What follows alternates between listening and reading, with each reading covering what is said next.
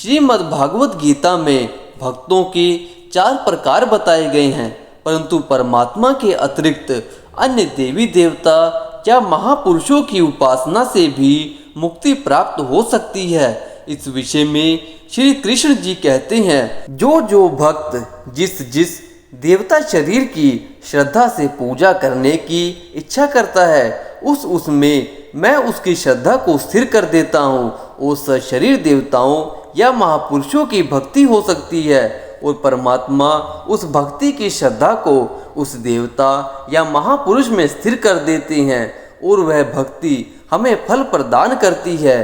पवन पुत्र श्री हनुमान जी श्री राम जी के बहुत बड़े भक्त थे। वाल्मीकि रामायण के अनुसार श्री राम जी के वन गमन का समाचार देश में फैल चुका था। ग्रह कलह से कुल को बचाने के लिए भाई को राजपाट देकर 14 वर्ष की अवधि के लिए वन में जाने की बात ज्यों ही भगवान श्री राम जी के सामने आई तो वह बिना कोई हैरानी और क्रोध प्रकट किए वहां से जाने के लिए तैयार हो जाते हैं। इस महान त्याग के समाचार से विंध्याचल के केवल उत्तर भाग ही नहीं अपितु दक्षिण का भाग भी परिचित हो चुका था।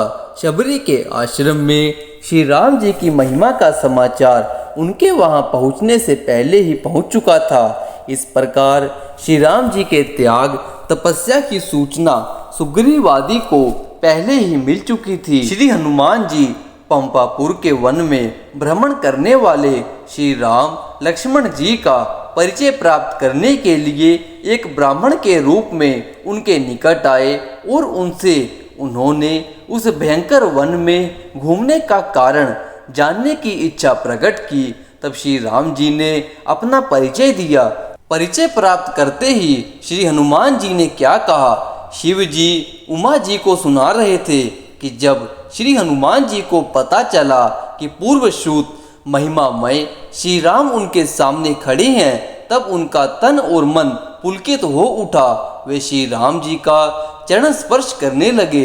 दोनों भाइयों का परिचय पाकर श्री हनुमान जी समझ गए कि यह सम्मिलित एक ईश्वरीय संयोग है। श्री हनुमान जी के मन में भगवान श्री राम जी के प्रति श्रद्धा और भक्ति प्रथम दर्शन के समय ही उत्पन्न हो गई थी। शूर धीर वीर पुरुषों के अलौकिक कार्यों की प्रशंसा सुनकर लोग बिना उन्हें देखे ही उनके भक्त हो जाते हैं। इसके अनेक उदाहरण इतिहास के पन्नों में हमें मिलते हैं। श्री राम जी की ख्याति पहले ही पंपापुर में वैसे लंका में भी पहुंच चुकी थी। रावण के भाई विभीषण को श्री राम जी की महिमा का ज्ञान था। जब लंका में श्री सीता जी खोज करते हुए श्री हनुमान जी विभीषण के महल में पहुँचे, तब वहाँ उन प्रभु भक्त के निवास गृह के लक्षण देखकर वह चकित रह गए। श्री हनुमान जी ने वहाँ एक भवन देखा जहाँ हरि मंदिर पृथक बना था। वे विचार करने लगे कि लंका तो नास्तिकों का देश है, यहाँ किसी सज्जन का निवास कैसे हो सकता है। जब विभीषण जी का साक्षात दर्शन हुआ और जब श्री हनुमान जी ने श्री राम कथा और अपना नाम बताया, तब उसे सुनते ही विभीषण जी के मन और शरीर दोनों पुलकित हो उठे तथा वे भगवान के गुण ग्राम का स्मरण करके उसी में मग्न हो गए।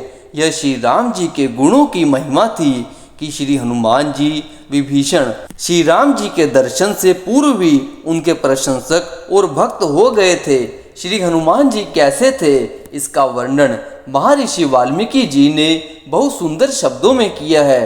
प्रथम भेंट के बाद श्री हनुमान जी के बारे में श्री राम जी ने लक्ष्मण जी से कहा था, जिसे ऋग्वेद की शिक्षा नहीं मिली हो, जिसने यजु और सामवेद नहीं पढ़े हो, वह इस प्रकार की सुंदर भाषा में वार्तालाप नहीं कर सकता। निश्चय ही इन्होंने समूचे व्याकरण का कई बार अध्ययन किया होगा, क्योंकि बहुत सी बातें बोले जाने पर भी इनकी भाषा में अशुद्धि नहीं हुई। संभाषण के समय उनके मुख, नेत्र, ललाट, भौं तथा अन्य अंग भी कोई विकार प्रकट नहीं हुए। उन्होंने थोड़े में ही बड़ी स्पष्टता से सभी का अभिप्राय बता दिया और किसी कर्ण कटु शब्द का भी उच्चारण नहीं किया। हृदय, कंठ और मूर्धा इन 3 स्थानों द्वारा स्पष्ट रूप से अभिव्यक्त होने वाली इनकी इन विचित्र वाणी को सुनकर किसका चित्र प्रसन्न ना होगा। अभिप्राय यह कि महर्षि वाल्मीकि जी के कथनों के अनुसार श्री हनुमान जी एक वेद ज्ञाता और भाषण के विद्वान थे तथा वे सभ्य व्यवहार करना जानते थे। वाल्मीकि रामायण में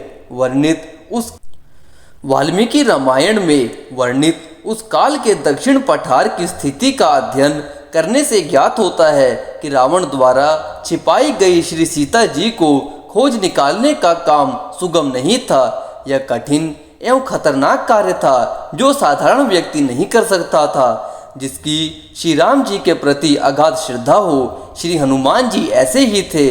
तभी तो लंका में जाकर घर घर में श्री सीता जी को ढूंढ निकालने का प्रयास उनके द्वारा संभव हो सका।